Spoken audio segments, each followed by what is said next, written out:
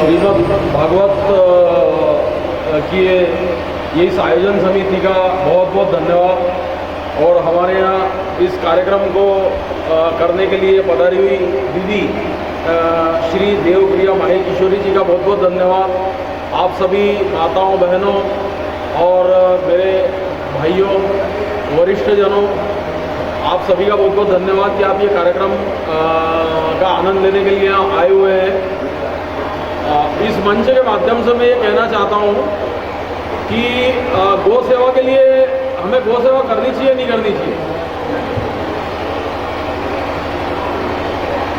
गौ सेवा हमको करना चाहिए या नहीं करना चाहिए? हाथ उठाओ, कौन कौन करना चाहता है? सब करना चाहते हैं? अच्छा चलो ये बताओ कि हमारी गौ माता कहाँ पे खुश है?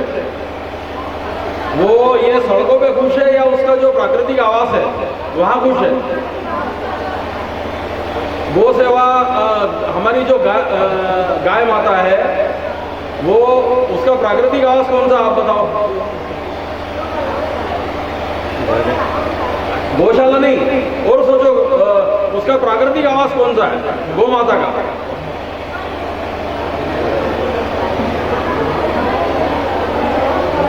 गौ माता का प्राकृतिक आवास है खेत खलिहान।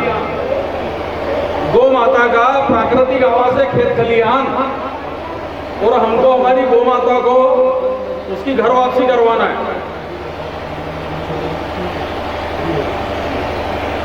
दीदी हमारी गौ माता को उसकी घर वापसी करवाना है। अच्छा, घर वापसी कौन कौन करवाना चाहता है? हमारी गौ माता की घर वापसी कौन कौन करवाना चाहता था कि हमारी गौ माता खुश रहे? सभी करवाना चाहते हैं ना? तो हाथ उठाइए कि हाँ सभी करवाना चाहते हैं।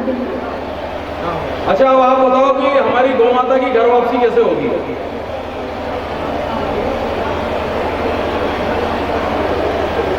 हमारी गौ माता की घर वापसी ऐसे हो सकती है, पहले हर किसान जो है अपने खेत पे गौ माता को पालता था, रखता था, है ना? अब क्या हुआ? उसके बाद क्या हुआ? बाजार में दवाइयां आ गई और हम जो है दवाई आधारित भोजन करने लगे। अगर हम गौ माता की घर वापसी चाहते हैं तो हमको कौन सा भोजन करना चाहिए? गाय आधारित हमको भोजन करना है। जो भोजन गाय आधारित है, गाय आधारित का मतलब ये है जो खाद्यान्न गाय के गोबर और गौमूत्र से उत्पन्न होता है। गोमूत्र, गोबर और इसके अलावा कोई दूसरी चीज का उपयोग नहीं होता, जिसको हम कहते हैं जैविक खाद्यान्न। अच्छा, जैविक खाद्यान्न कौन कौन उपयोग करता है? अरे बातें मत करो, इधर ध्यान दो। जैविक खाद्यान्न कौन कौन उपयोग करता है? हमारे पुरखे क्या खाते थे, आप बताओ? अभी पितृपक्ष चल रहा है दीदी, अभी पितृपक्ष चल रहा है। हमारे पुरखे कौन सा भोजन करते थे? गाय आधारित करते थे या रासायनिक खाद आधारित करते थे? जी, गाय आधारित ना। तो हमको कौन सा भोजन करना है? आवाज नहीं आई मेरे को जी, है ना? गाय आधारित करना है। अब पिछले 7 वर्षों से हम गाय आधारित भोजन जो है घर घर पहुंचे उसके लिए लगे हुए हैं। अब गाय आधारित भोजन का क्या फायदा है, आप बताएं? गाय आधारित भोजन का ये फायदा है कि एक तो आपके शरीर से जहर खत्म होगा और दूसरा ये धरती माता में जो जहर दिन पर दिन जा रहा है वो जहर खत्म होगा।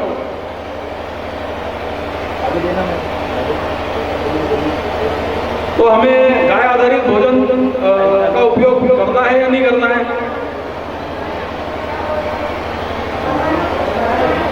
करना है।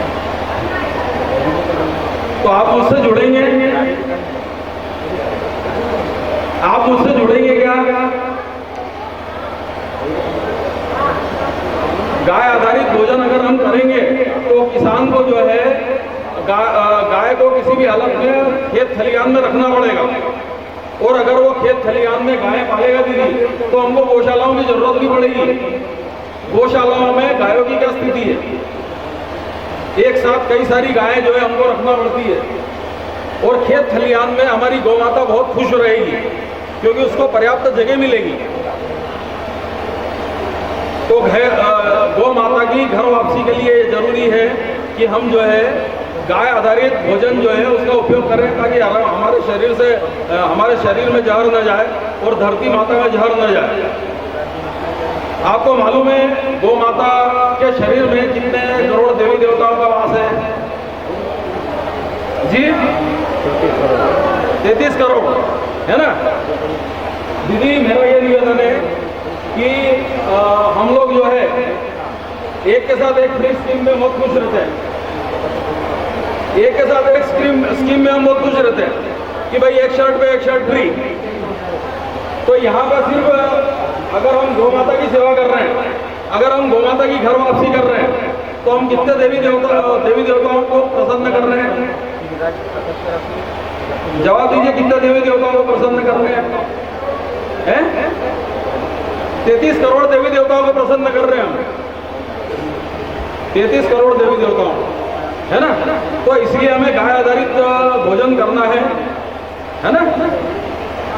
दूसरा ये है कि अभी पितृपक्ष चल रहा है।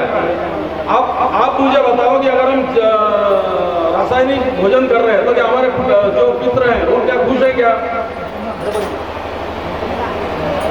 हमारे पितृ भी ये चाहते हैं, पितृपक्ष में जो हमारे पितृ धरती पर आए हुए हैं वो भी ये चाहते हैं कि हम जो है गाय माता की सेवा करें। तो गाय माता की सेवा करने का सबसे आसान तरीका है कि गाय आधारित जो भोजन है वो आप करें, है ना, जिसमें हम लगे हुए हैं। और हमारे साथ यहाँ के आसपास के कई सारे किसान हैं। हम रुद्राक्ष के लिए थोड़े दिन पहले की घटना है दीदी, रुद्राक्ष के लिए हम लोग कितने लाखों की संख्या में गए। एक रुद्राक्ष के लिए अगर हम इतनी मेहनत कर सकते हैं, महादेव को एक लोटा जल चढ़ाने के लिए हम लगे हुए हैं, तो क्या हमें हमारी गौ माता की सेवा नहीं करना चाहिए? जिस गौ माता में 33 करोड़ देवी देवताओं का वास है।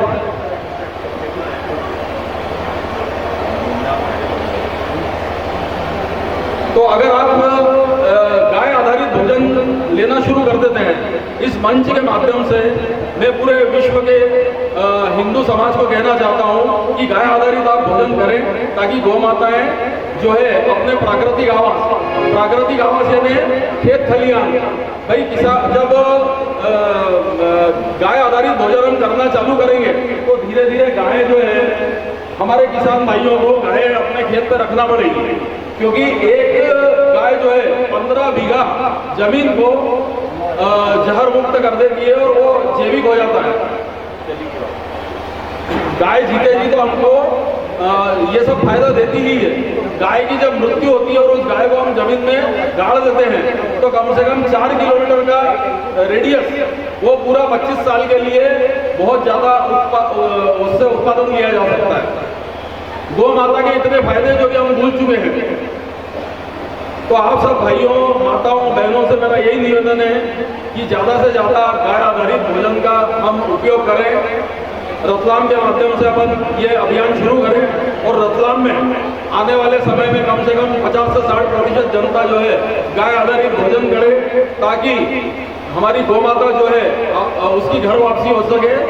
गौ माता का जो प्राकृतिक आवास है, जो नेचुरल आवास है, उसके खेत खलिहान वहाँ पे गौ माता पहुँच सके। मैं उम्मीद करता हूँ कि आप सब मेरे इस कार्य में सहभागी होंगे। बहुत बहुत धन्यवाद।